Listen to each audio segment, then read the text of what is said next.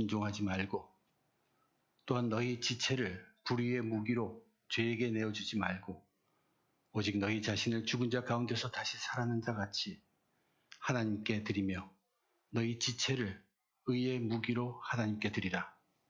죄가 너희를 주장하지 못하리니 이는 너희가 법 아래 있지 아니하고 은혜 아래 있음이라. 하나님 아버지, 부족한 인생들이 주 앞에 경배드리기 위해 오늘도 변함없이 하나님을 사모하며 영과 진리로 예배드립니다. 하나님 홀로 영광 받으시며 성령님 인도하심으로 은혜 충만케 해 주시옵소서. 독생자 예수 그리스도의 이름으로 기도드립니다. 아멘. 함께 주기도문 묵상합니다. 하늘에 계신 우리 아버지여, 이름이 거룩히 여김을 받으시오며 나라의 임하옵시며 뜻이 하늘에서 이룬 것 같이 땅에서도 이루어지이다. 오늘날 우리에게 일용할 양식을 주옵시고 우리가 우리에게 죄 지은 자를 사하여 준 것 같이 우리 죄를 사하여 주옵시고 우리를 시험에 들게 하지 마옵시고 다만 악에서 구하옵소서. 내게 나라와 권세와 영광이 아버지께 영원히 있사옵나이다. 아멘.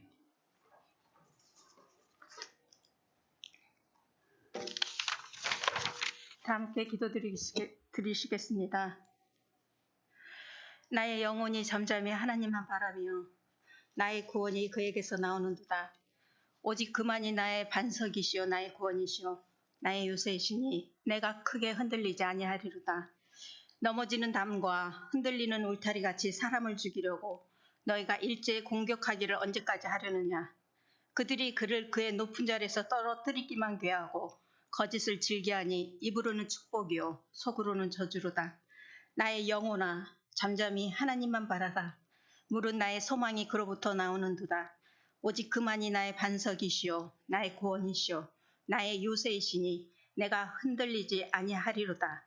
나의 구원과 영광이 하나님께 있으며 내 힘의 반석과 피난처도 하나님께 있도다. 하나님이 한두 번 하신 말씀을 내가 들었나니 권능은 하나님께 속하였다 하셨도다. 나의 힘이신 여호와여, 내가 주님을 사랑합니다. 우리 모두 이 마음을 품으며 갈급한 심령으로 주 앞에 엎드립니다. 통회하는 마음과 상한 심령들을 씻어주시고 하나님만 바라는 영과 진리로 예배드리기를 원합니다. 세상 속에서 나그네 된 그리스도인의 삶을 지키며 빛의 사자로 살기를 선포하며 매일매일 영적, 육적 공격 앞에 싸웠습니다. 이 모든 것은 말씀과 성령님의 도우심과 인도하심이 있으므로 용기 내어 대적할 수 있었음을 고백합니다. 그렇습니다. 하나님, 사도 바울이 디모데에게 가르쳐 주었던 마지막 메시지처럼 이 세상은 자기를 사랑하고 돈을 사랑하며 자랑하며 교만하며 부모를 거역하며 감사하지 아니하며 거룩하지 아니하며 절제하지 못하며 사나우며 선한 것을 좋아하지 아니하며 조급하며 배신하며 쾌락 사랑하기를 하나님 사랑하는 것보다 더하며 이 모습들이 얼마나 많은지요. 그러나 우리 안에 내주하신 성령님의 강한 역사심에 따라 여러 가지 욕심에서 벗어나 진리의 말씀 안에 거할 뿐 아니라 순종하기를 복종하기까지 결단하는 우리 웨체스터 중학교의 성도님들로 불러 모아주시니 감사와 찬양을 올려드립니다. 하나님, 매주일 우리를 살리는 생명의 말씀을 듣고 배우며 예배드립니다. 너는 배우고 확신한 일에 거하라. 이 말씀 앞에 아멘 아멘으로 화답하는 우리 모두의 고백이 되게 하옵소서. 아직도 이해할 수 없는 일과 문제들, 사건 때문에 평안이 사라진 성도님들 계십니까? 우리 교회가 아직도 전도사님이 안 계셔서 불안하고 불평하고 계십니까? 내가 믿는 하나님은 전지전능하시고 무소부지하셔서 피할 길도 즉시 주시길 바라는 요술램프의 하나님을 기대하고 바라는, 어쩌면 부활의 기적만 바랄 뿐 십자가의 고난은 주저하는 믿음 없는 자가 아닌지 점검하고 새롭게 되는 은혜를 간구합니다. 하나님의 사랑과 은혜 아니면 우리들은 매번 쓰러질 수밖에 없는 존재이지만 그럼에도 불구하고 그리 아니하실지라도 이미 주신 겨자씨만한 믿음 소유케 하셔서 감사드립니다. 거대한 폭풍과 같은 사건들이 몰려와도 오직 주와 함께 동행하는 삶으로 우리들의 선한 행실이 믿지 못하고 믿으리 하지 않는 구원받을 사람들에게 흘러들어가길 원합니다. 우리가 말을 할 때 하나님이 말씀하신 것처럼 말하게 하시고 우리가 일을 할 때 하나님이 주시는 힘으로 감당하여 하나님께 온전히 영광 돌리는 삶이 우리의 삶의 이유와 목적이 되길 소망합니다. 이 시간 하나님의 뜻을 구하며 그 뜻대로 선포하시는 김철승 목사님께 성령의 두루마리로 덧입혀 주시옵소서. 생명의 말씀을 듣는 성도님들의 심령 속에 각인되고 새 길과 살 길을 찾는 귀한 말씀 되게 하시옵소서. 하나님, 웨체스터 중앙교회가 새 생명을 낳는 교회, 말씀이 전수되어 성장하고 성숙한 참 그리스도인을 기르는 교회, 성령 충만하여 사랑과 나눔을 몸소 행하는 교회, 하나님이 찾으시는 의인의 모습으로 살기를 기도하기를 쉬지 않는 교회로 만들어 가시옵소서. 오직 자라게 하시는 분은 하나님이십니다. 우리들은 모두가 하나님의 동역자입니다. 하나님, 이 시간 이 성전을 향하여 기도하오니 흠양하여 주시옵소서. 우리들을 끝까지 사랑하셔서 구원의 길로 인도하시고 구원의 완성을 향하여 표대를 세우게 하시는 예수 그리스도의 이름으로 감사하며 간절히 기도합니다. 아멘.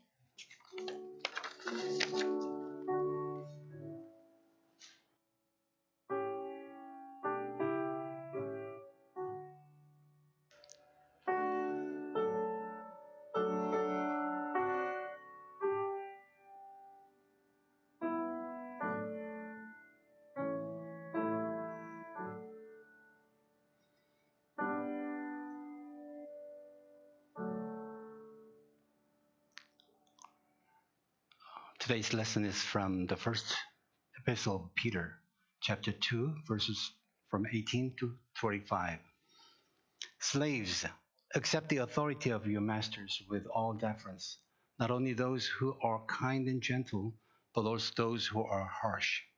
For it is a credit to you if, being aware of God, you endure pain while suffering unjustly.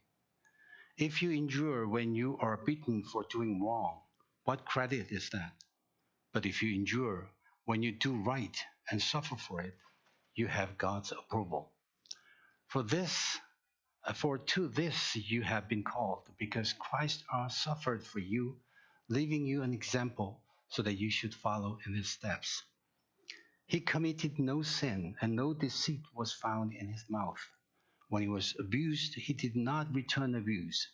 When he suffered, he did not threaten, but he entrusted himself to the one who judges justly. He himself bore our sins in his body on the cross, so that free from sin we might live for righteousness. By his wounds you have been healed. For you were going astray like sheep, but now you have returned to the shepherd and guardian of your souls. Last week we thought about the Christian's submission to the authority of the human institution. Although he was talking about submission, his main focus was the doing right, the good work. He emphasized doing right things, always do the good works. Today he focused a little bit, changed it. He still talked about submission, but this time the slave's submission to his masters. But his focus is not only the doing good work, and also he added their suffering. And he mentioned that doing good work and being suffered and still endure, we Christians were called to do so. Our Christianity, we are doing good work, and because we are being suffered, but during the suffering we endure it with God, Jesus. That's we are being called to that. If you read today's lessons, he talks about two submission. As an example, he showed that. First one is a slave submit to his master. The second one, surprisingly, Jesus submit to his Father God. These two are extremely different ones, but he clearly says that Jesus' submission to his Father is example of Christians for us to follow him in such a way. I just want to summarize in this English summary that those 3 points that we have to follow the example of Jesus. What is the point that I want to share with you? First, according to Peter, Jesus, he was describing that Jesus on the cross, basically. In verse 22, he says, he committed no sin and no deceit was found in his mouth. Although he was hung on the cross, he was innocent. The emphasis is innocent. Jesus is perfectly innocent man. He never say any lie or any deceitful thing in his mouth. We as a human beings, we cannot be such like that. We are sinners. So we do lie. We do wrongful in our mouth. But what's the lesson from it? We as a Christians, as much as we can do the right things. If we know that that's a sin we should not do, at least we can try that. And then the definition of sin may be changed while our faith grows. And then gradually our definition become higher to God. So we have to change gradually. Our journey of our faith is changes. And then our faith should grow. But the most important and great chance for our faith to grow is when we are being suffered. Jesus was innocent.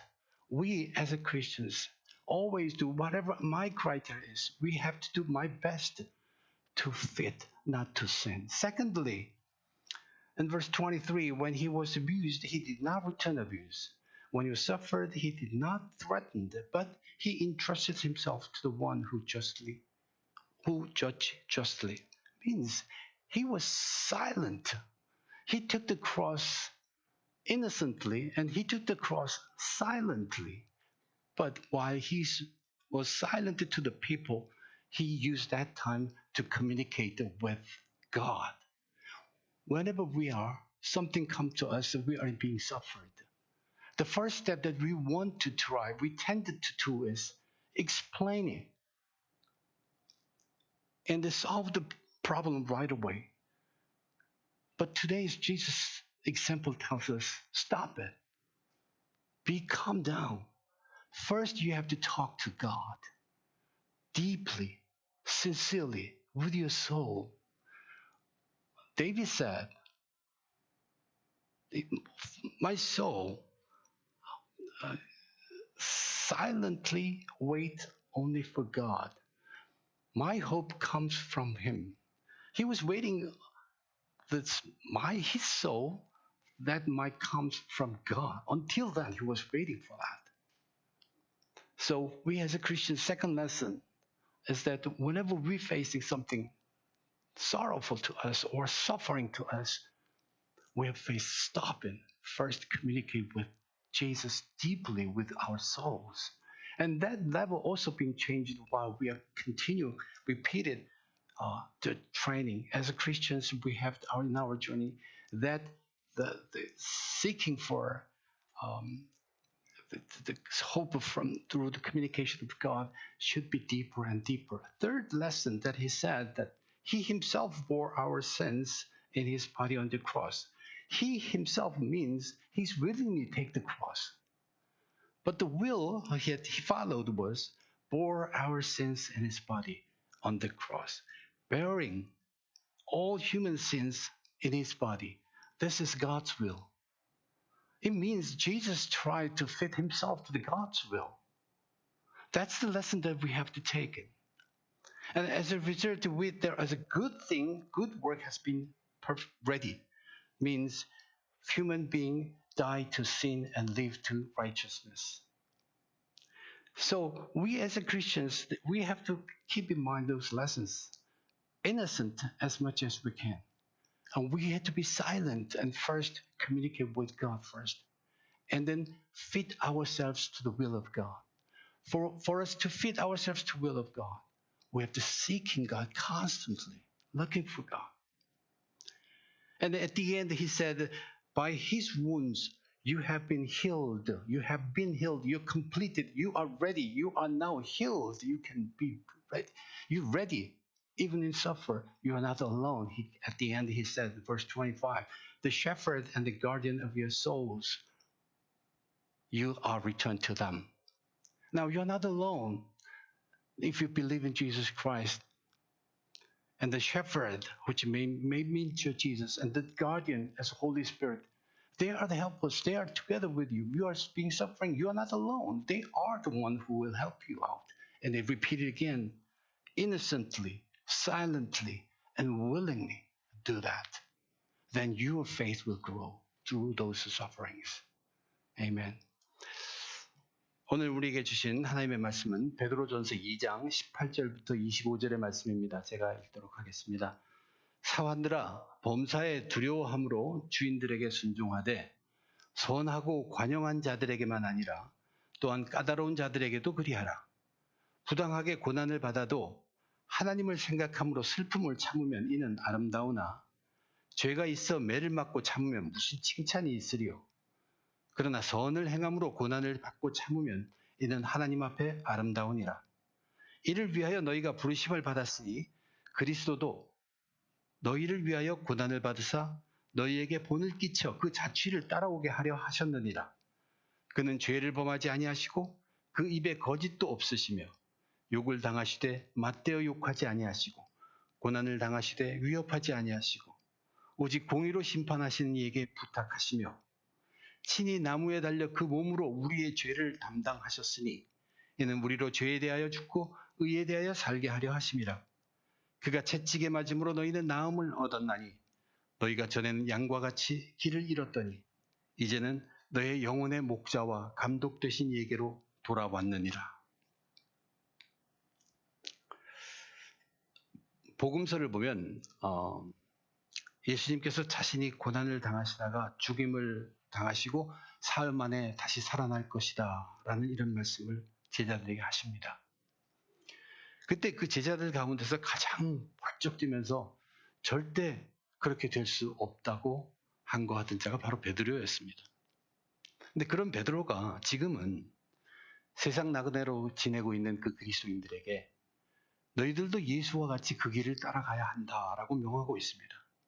예수님이 본으로 보이신 그 자취를 따라가라는 것입니다.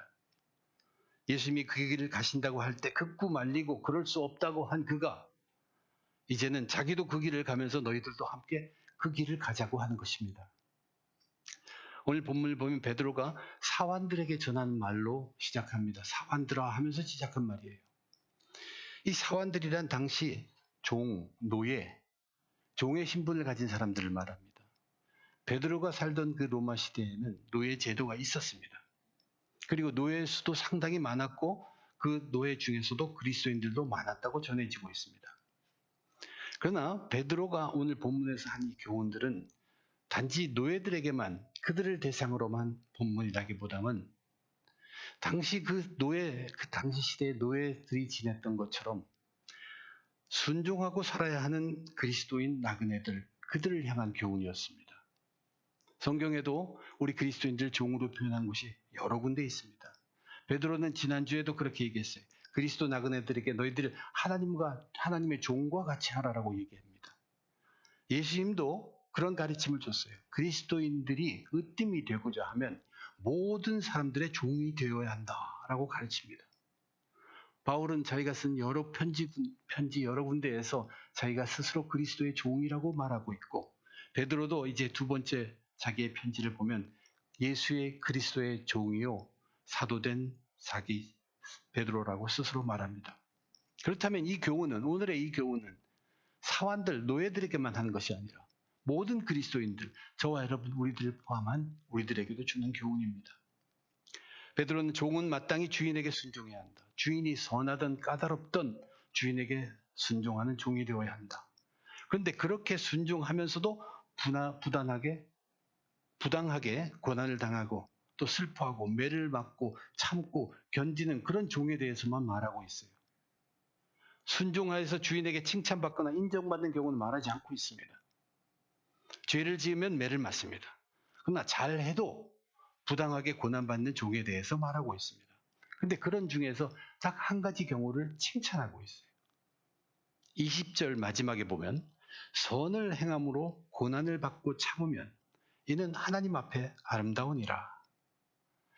선을 행함으로 인해 고난을 받고 그리고 참으면 그것은 하나님 보시기에 아름다운 것이라 그런 뜻이죠. 근데 그 다음에 이런 말을 합니다. 21절 앞에 이를 위하여 너희가 부르심을 받았으니 너희들은 선한 행위를 하고 고난받고 참기 위해서 부르심을 받은 종들이다. 그런 말입니다. 그러니까 너희들이 그리스도인에서 할 일은 바로 이것이다라고 얘기한 것이에요. 선한 행위를 하고 칭찬받기 위해서 그리스도인으로 부르심 받은 것이 아니라 선한 행위를 하도록 부르심을 받았고 선한 행위를 하고 고난받고 그리고 참기 위해 부르심을 받았다고 이야기한 것입니다. 택하신 족속으로 왕같은 제사장들로 거룩한 나라로 하나님께 소유된 백성으로서 선한 행위를 하고 고난받고 참기 위해 부르심을 받은 노예, 종들이라고 그렇게 얘기하고 있어요. 지난주에 우리는 베드로가 그리스도 나그네들이 인간의 모든 제도에 순종을 하되 잊지 말아야 할 것은 언제 어떤 경우에든 선한 일을 하는 것이라고 했습니다. 그 선한 일이 초점이 되어 있었어요.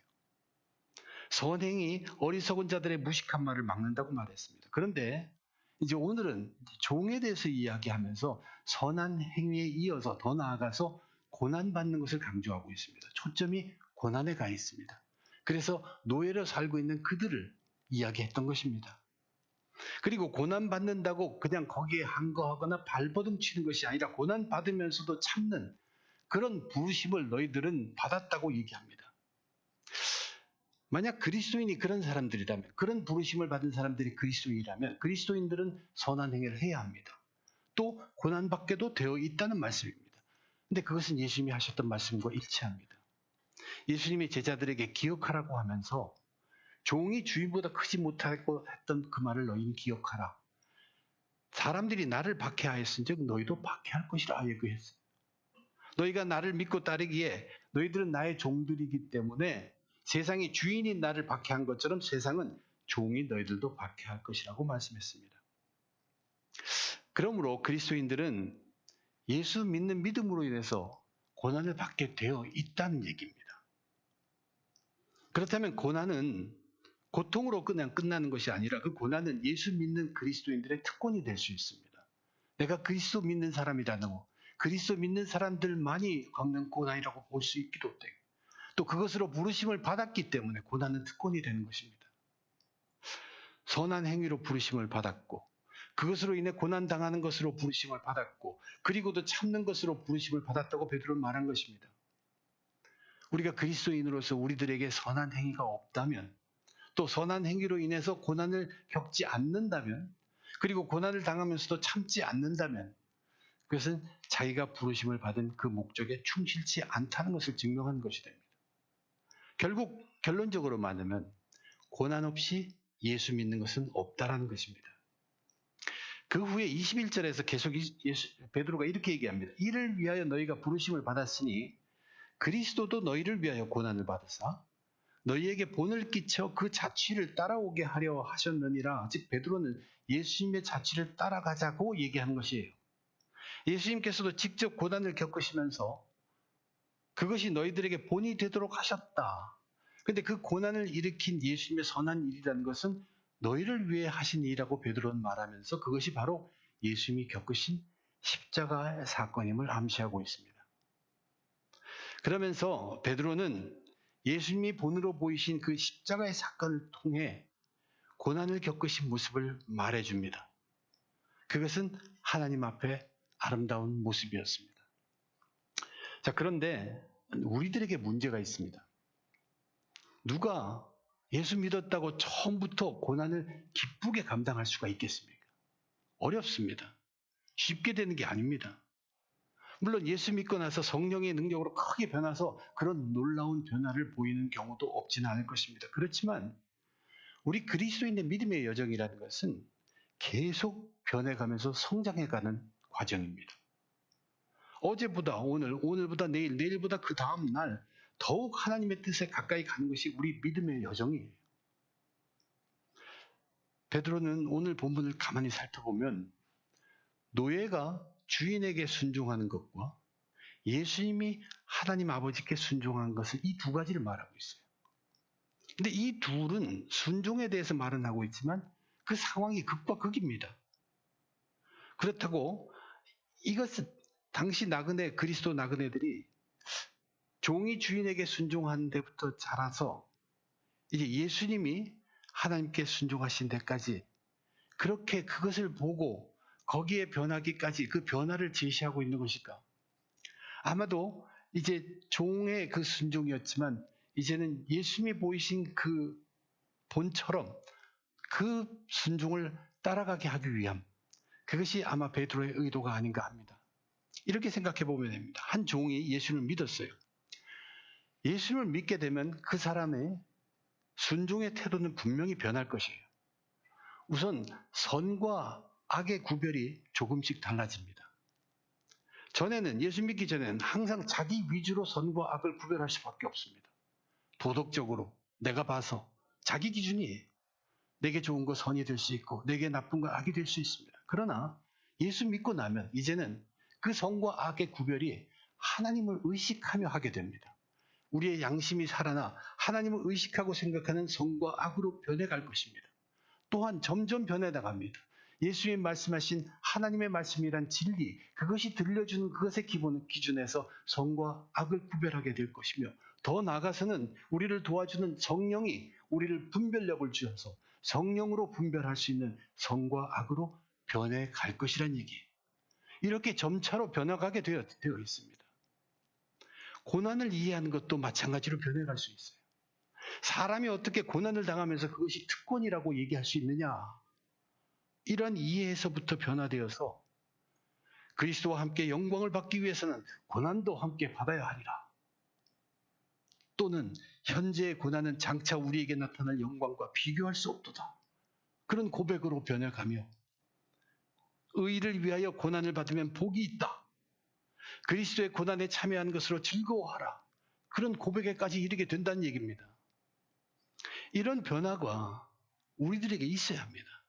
그리스도인들은 매일매일 변화와 성장하는 것이 멈춰서 안 됩니다. 성경은 계속 우리들에게 이것을 요구하고 있어요. 그런데 이런 그리스도인들의 변화와 성장이 가장 적합한 때가 바로 고난의 시기란 얘기입니다. 고난의 시기는 우리에게 그리스도인으로서 변화할 수 있고 성장할 수 있는 기회를 우리에게 제공하는 것이다. 베드로는 그리스도 나그네들에게 예수님이 겪으신 십자가에서의 고난의 모습을 우리들의 궁극적으로 도달해야 할 목표로 제시하기보다는 우리들의 본, 이그샘플로 제시합니다. 예라는 것이에요. 너희에게 본을 끼쳐서 그 자취를 따라오게 하려 하셨느니라.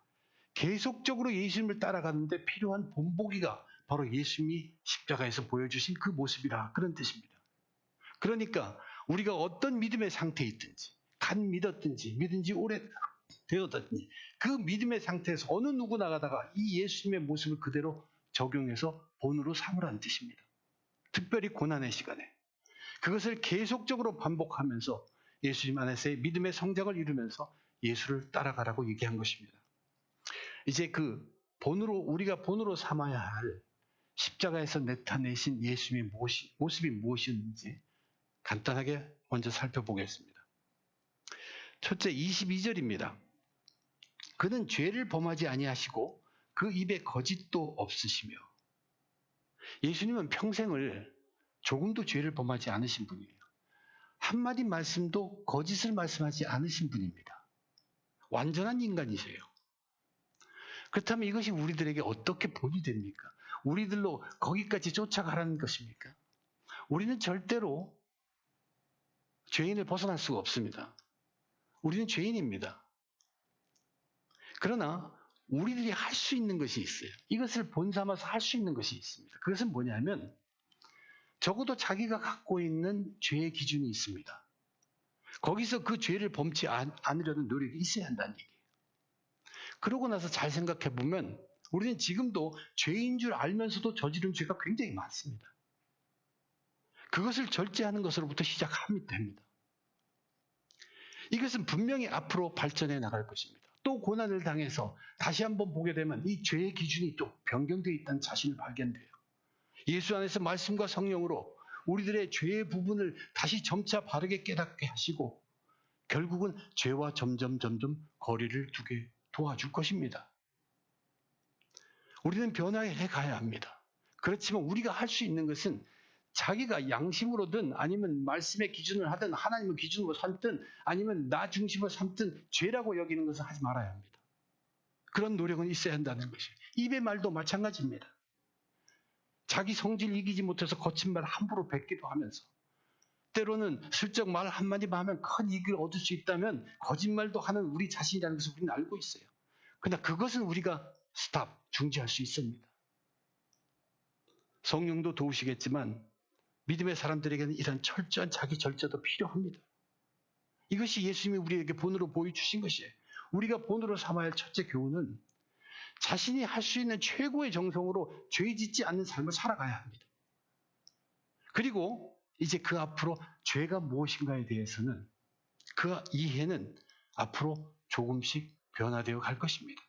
그리고 거기에 변화된 자기 기준에 맞게 다시 최고의 정성으로 죄 짓지 않은 삶을 노력하라는 것입니다.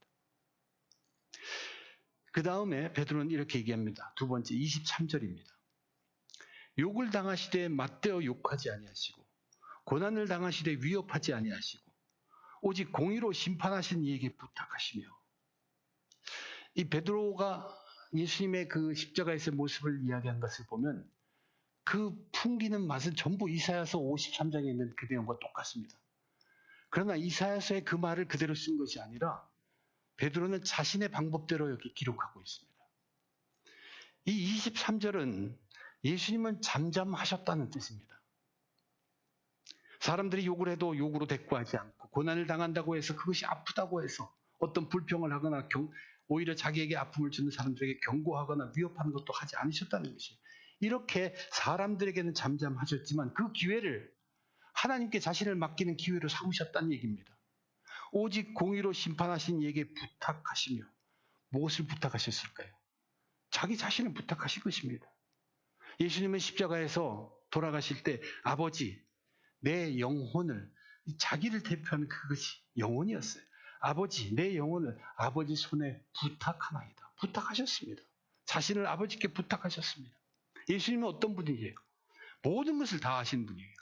사람들이 왜 저러고 있는지 다 아십니다. 그리고 그들이 충분히 알아들을 수 있도록 설명도 하실 수 있는 분이시고 또는 그들이 이해하지 못한다면 그들을 강권적으로 이해시킬 수 있는 분입니다. 근데 그렇게 하지 않으셨어요. 그것보다는 하나님과의 영적 깊은 교제를 그런 순간에 더욱 귀히 여기셨던 것입니다. 이것은 바로 우리들에게 본을 보이시기 위하셨어요. 그렇게도 할 수 있지만 우리들에게 본을 보이시기 위하셔서 이 영적 깊은 교제를 그 순간에 더욱 귀히 여기셨다는 것입니다. 우리들을 생각해 봅니다. 우리가 부당하게 고난을 당할다. 그럼 내가 지금 억울하다는 것을 어떻게든 나타내고 싶어 합니다. 남들이 오해하고 있다는 거 그거 풀고 싶어 하고 자신의 답답한 마음 풀기를 정말로 너무 갈급해 합니다.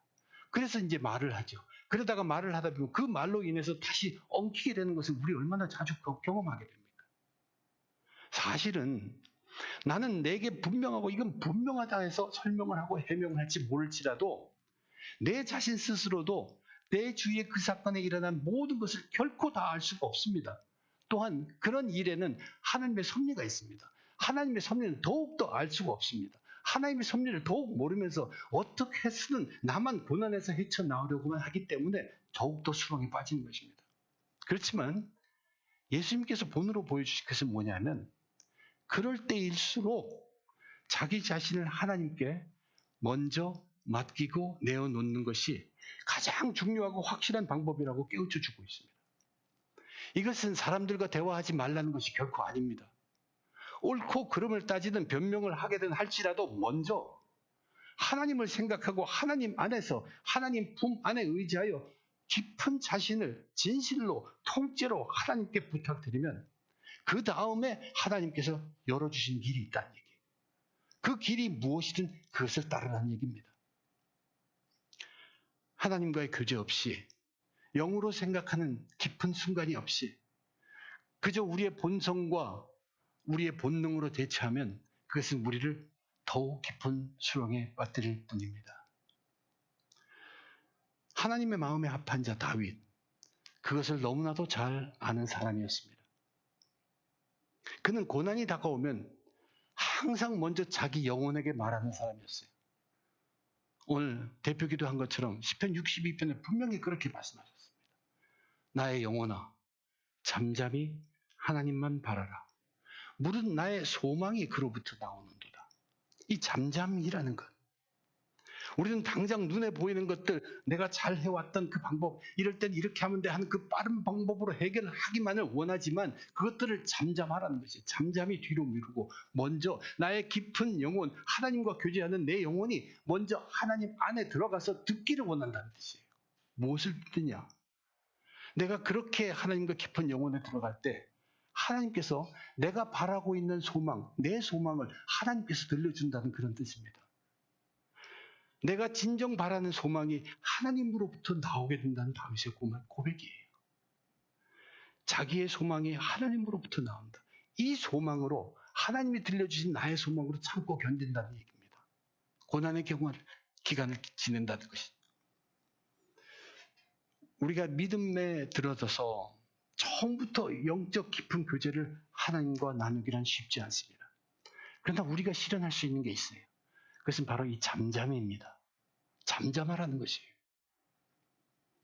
믿지 않았을 때 하던 그 기계적으로 반상하는 것, 본능적으로 반응하던 것, 습관적으로 나오는 그 반응, 잠시 멈추라는 것이에요. 잠잠하게 하는 것, 그것으로부터 우리는 시작해서 변해나갈 수 있다는 얘기예요. 깊은 고난이 내게 닿았을 때 저는 이것이 온통 나의 문제입니다. 내가 해결할 문제, 그리고 나의 이성으로만 먼저 해결책을 찾으려고 급히 했었지만 이제는 어떤 고난도, 나에게 있는 어떤 고난도 하나님 안에 있는 고난이라는 것을 인식하게 되는 것입니다. 하나님 안에서 다시 보아야 한다는 것이에요. 그래서 짧은 시간일지라도 잠잠한 시간을 갖는 것입니다. 그리고 솔직한 심경으로 돌아갑니다. 하나님 앞에서 자기를 솔직히 내어놓고 맡기는 심정으로 나의 소망이 그 하나님과의 만남을 통해서 들리기까지 훈련되어 변화되어 성장되어 가는 것입니다. 이것이 믿음의 자라는 기간이에요. 이것이 가장 좋은 기회가 이러한 고난의 기간이라는 얘기입니다.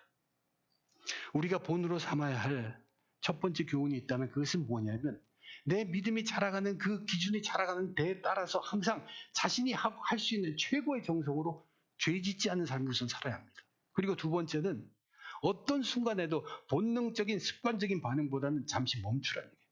잠잠히 뒤로 하고 하나님과 자신을 연결시키라는 얘기예요. 그 다음에 하나님이 지시하는 대로 따르면 됩니다. 이제 세 번째 교훈입니다. 24절입니다.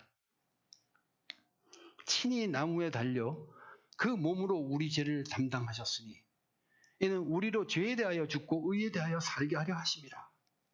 이 친히 나무에 달리셨다. 이 친히가 의미하는 것이 무엇일까요? 이 친히가 의미하는 것은 예수님이 원하셔서라는 뜻입니다. 예수님이 뜻하셔서 하신 것을 말합니다. 마지못해 끌려갔다는 것이 아니에요. 예수님이 즐거움으로. 근데 친히 나무에 달려서 무엇을 하셨습니까? 그의 몸으로 우리 죄를 담당하셨으니 자신의 몸으로 인류의 모든 죄를 담당하셨다. 이것은 누구의 뜻입니까? 이것은 본래 하나님 아버지의 뜻이었습니다. 하나님은 자기 아들을 이 땅에 보내셔서 인간의 모든 죄를 자기 아들 예수에게 지우도록 하시기 위해서 자기 아들을 보내신 것입니다. 그것이 하나님의 뜻이었어요. 예수님은 이 하나님의 뜻을 지키기 위해서 하나님의 뜻대로 자기 의지로 친히 십자가를 지고 죽은 것입니다. 이렇게 해서 이루어진 최고의 선행이 무엇일까요? 거기에 기록되어 있죠. 우리로 죄에 대하여 죽고 의에 대하여 살게 하려 하심이라. 인간들의 모든 죄를 예수님이 자신의 몸에 다 지시고 십자가에서 돌아가셨어요. 그래서 인간들에게 새 길을 열어놓았습니다. 그 예수 십자가를 믿는 자들에게는 더 이상 이제는 죄의식에 눌리지 않습니다. 또한 죄의 능력에 끌려다니지 않습니다. 그래서 죄를 범하는 삶에는 죽게 되는 것이에요. 죄에 대해서 죽는 것입니다. 이제는 의를 위해 사는 삶을 살아가도록 하신 길을 예수님이 열어놓으신 것이에요.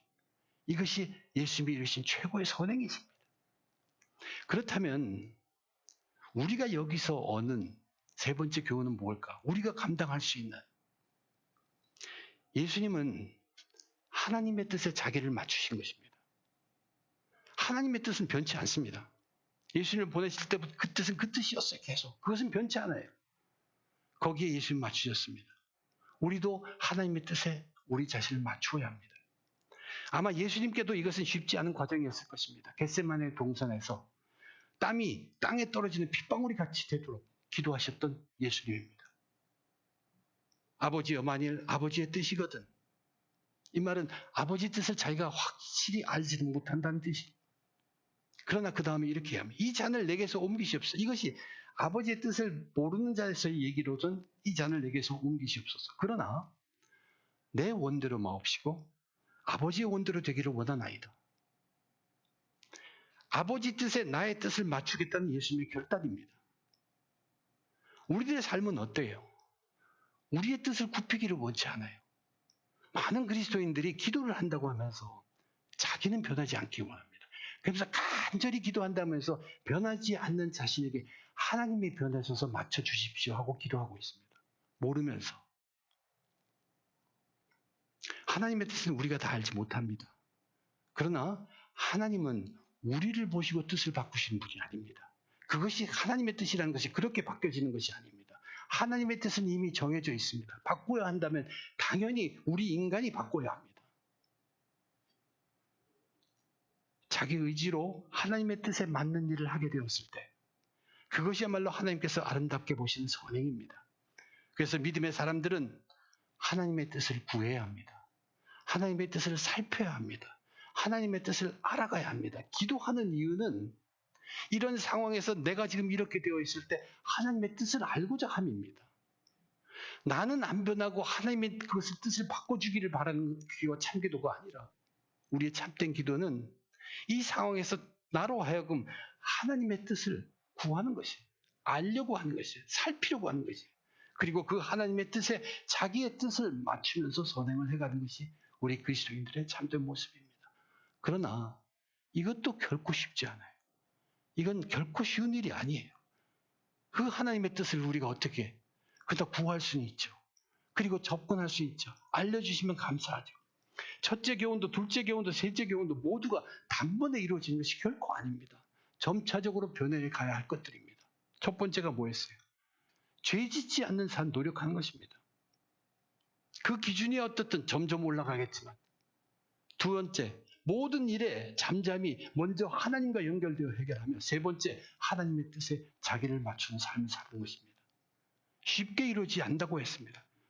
그런데 이제 그리스도인들은 그 길을 더 이상 혼자 가지 않습니다. 24절의 마지막에 보면 이렇게 기록되어 있어요. 그가 채찍에 맞음으로 너희는 나음을 얻었나니. 그가 채찍에 맞음으로 예수님이 이미 십자가에서 채찍 맞고 돌아가신 분이에요. 그러나 그 채찍에 맞음으로 인해서 이제 우리 모든 인류는 나음을 얻었다. 과거 완료형입니다. 이미 되었다는 얘기예요. 예수님이 이미 채찍에 맞았기 때문에 예수 믿는 그리스도의 종들은 이미 나음을 얻었다고 선포한 것입니다. 우리가 단지 느끼지 못할지는 몰라도 이미 우리는 이 나음을 얻은 자들이에요. 이 말은 뭐냐면 우리가 이제 다 나았기 때문에 우리는 모든 것을 할 수 있다는 얘기입니다. 이것은 이룰 수 있는 모든 여건을 갖추었다는 뜻이기도 합니다. 그러면서 무슨 얘기를 합니까? 마지막 25절에 이렇게 기록되어 있어요. 너희가 전에는 양과 같이 길을 잃었더니 이제는 너의 영혼이 목자와 감독 되신 이에게로 돌아왔느니라. 전에는 믿지 않았을 때에는 너희 영혼은 방황할 수밖에 없는 여건이었다면 이제는 너희들은 너희의 영혼의 목자 되신 예수님과 너희 영혼을 주의 뜻대로 살핀 감독 되신 성령님 앞에 와 있다는 얘기예요. 그들이 그 두 분이 너희 앞에 계시다. 너희와 함께 하시자는 얘기예요. 그러므로 무슨 뜻입니까? 다시 하라는 얘기예요. 또 반복하라는 얘기입니다. 이제 붙들고 하는 것입니다. 혼자 하는 것이 아니라 내가 내 힘으로 할 수 있는 것 최대한 하고 다시 시작할 때 이제 예수님과 성령의 도움으로 이제는 예수님 안에서 성령의 도움으로 죄 짓지 않는 삶을 노력하면 그전보다는 더 거룩한 삶을 지낼 수 있을 것이란 얘기예요. 단지 거짓말을 하지 않은 정도가 아니라 내 입에 말해서 하나님의 말씀도 할 수 있는 정도까지 우리는 변화해 가는 것입니다. 또한 예수님과 성령으로 인해서 고난의 때에도 그전보다 한 걸음 더 잠잠할 수 있으며 하나님께 영혼을 맡길 수 있을 것이고 점차적으로 깊은 영적 교제를 얻는 하나님의 능력으로 고난의 풍파를 뚫고 지나갈 수 있게 될 것입니다. 또한 예수님과 성령의 돌봄과 안내로 인해서 하나님의 뜻을 알고자 구하며 그 하나님의 뜻에 합당한 삶, 하나님 뜻대로 사는 삶에 접근할 수 있게 될 수 있다는 얘기입니다. 우리가 예수님을 믿는 순간에, 바로 그 순간에 우리의 모든 신분은 바뀌는 것이 사실이에요. 예수를 믿는 그 순간에 우리들은 택하신 족속입니다. 왕같은 제사장들이에요. 거룩한 나라입니다. 그리고 그분의 소유된 백성들입니다. 그것은 분명합니다. 그렇지만 우리의 이 구원받은 삶의 여정은 변화해가는, 성장해가는 그 과정입니다. 가장 크게 변화할 수 있고 가장 크게 성장할 수 있는 기회가 고난의 기회입니다. 그래서 예수님은 십자가의 그 고난의 기간에 우리들에게 본이 되신 것을 보여주신 것입니다. 이 변화와 성장은 그 끝이 주님이 다시 오실 때까지입니다. 잠시도 쉬어서는 안 됩니다. 이마탄 믿음이 되었다는 것이 결코 가능하지 않습니다. 맞지 않습니다. 예수님은 이미 십자가에서 고난과 죽음을 본으로 보이시면서 자기 종들에게 죄 짓지 않는 삶, 모든 일에 잠잠히 먼저 하나님과 교제하는 삶, 그리고 하나님의 뜻에 자기를 맞추는 삶으로 자기를 따라올 것을 바라셨던 것이, 나를 따라오려거든 그렇게 하라고 얘기하셨습니다. 우리는 그 예수님을 따르는 그리스도의 종들입니다. 우리의 애씀과 우리의 힘씀이 반드시 있어야 합니다. 우리는 죄 짓지 않도록 노력해야 합니다. 그리고 그 죄의 기준은 하나님의 기준으로 점점 자랄 것입니다. 또한 잠잠해야 합니다. 먼저 하나님과 교제할 수 있도록, 하나님과의 영적 교제가 내 능력의 근원이 되기까지 우리는 자라가야 합니다. 그리고 하나님의 뜻대로, 하나님의 뜻을 즐거워하고 모든 것을 그 하나님께 맡기는 삶에 이르기까지 우리는 성장해 가야 합니다. 변화하고 성장해가는 저와 여러분 다 되시기를 주님의 이름으로 축원드립니다. 기도하겠습니다. 하나님 아버지, 저희들은 예수 그리스도 믿고 노력한다고 했지만 너무나 모르는 것이 많고 잘못 알고 있는 것도 더욱 많습니다. 그러나 하나 분명한 것은 우리들만이 아니라는 것입니다. 분명히 도움의 손길이 있고 분명히 보여주셨고 분명히 이끌어주시고 분명히 목표도 보여주시고 있는 하나님의 세계임을 다시 한번 깨닫습니다. 예수님은 우리를 위하여 십자가의 고난을 받으셨는데 베드로는 그것이 본이라고 얘기합니다.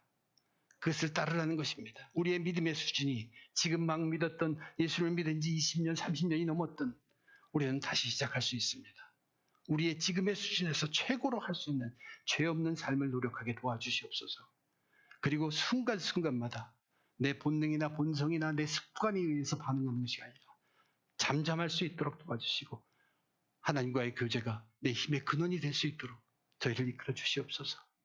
그리고 이제는 하나님이 나를 위해서 뜻을 바꾸시고 맞춰주실 것을 바라는 것이 아니라 하나님의 뜻을 구하고 하나님의 뜻을 알아가며 나 자신을 그 하나님의 뜻에 맞추는 삶 살 수 있도록 주님 저희를 이끌어 주시옵소서. 이 모든 것 감사하며 주 예수 그리스도의 이름으로 기도드립니다. 아멘. 다 함께 사도신경 묵상합니다. 전능하사 천지를 만드신 하나님 아버지를 내가 믿사오며 그 외아들 우리 주 예수 그리스도를 믿사오니 이는 성령으로 잉태하사 동정녀 마리아에게 나시고 본디오 빌라도에게 고난을 받으사 십자가에 못 박혀 죽으시고 장사한 지 사흘 만에 죽은 자 가운데서 다시 살아나시며 하늘에 오르사 전능하신 하나님 우편에 앉아 계시다가 저희로서 산 자와 죽은 자를 심판하러 오시리라.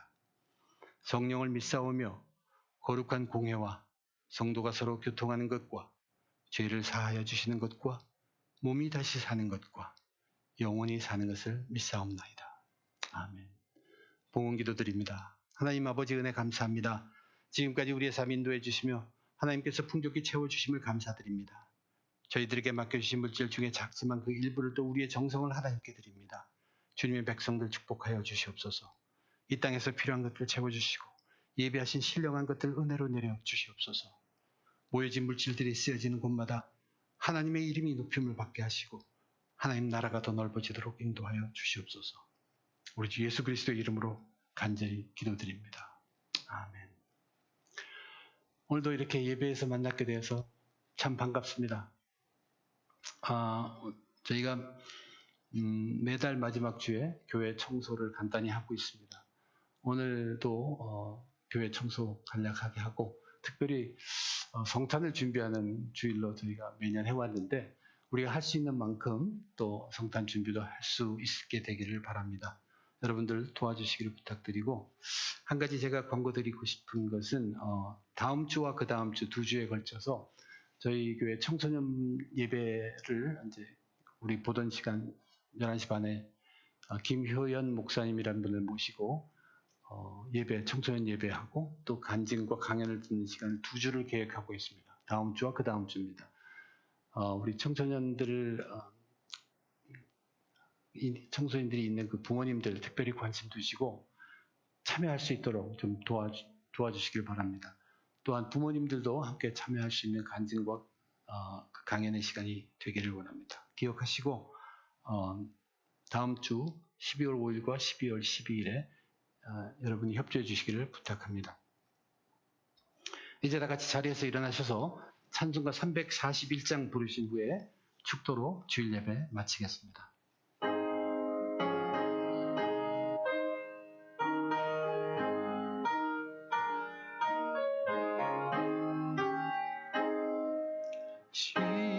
십자가를 내가 지고 주를 따라갑니다.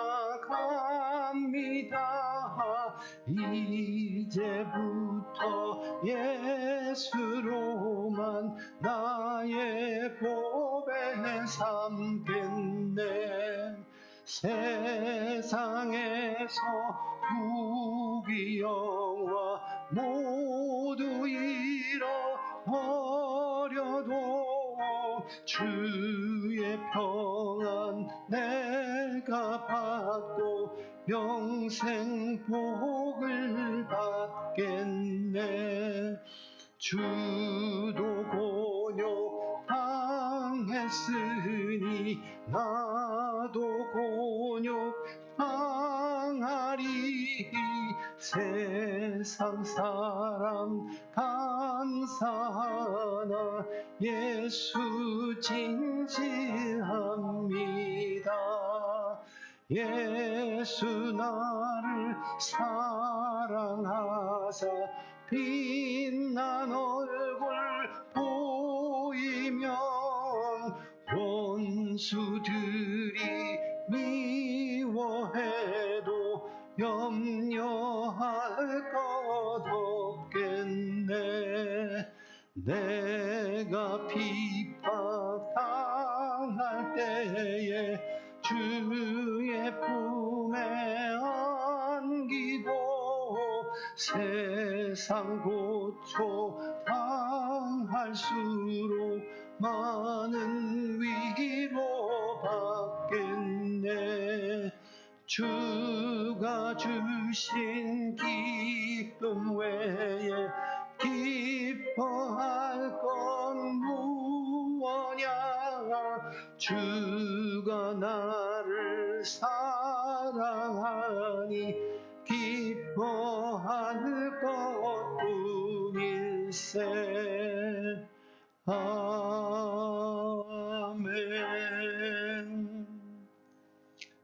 지금은 우리 주 예수 그리스도의 은혜와 하나님 아버지의 극진하신 사랑과 성령님 교제하시고 감화 감동하심이 예수님과 성령의 도움으로 죄짓지 않고 잠잠히 하나님과 영혼으로 교제하며 하나님 뜻대로 살아감으로 끝까지 승리하기를 다짐하는 모든 성도인과 삶 위에 지금부터 영원히 함께 하시기를 축원합니다. 아멘.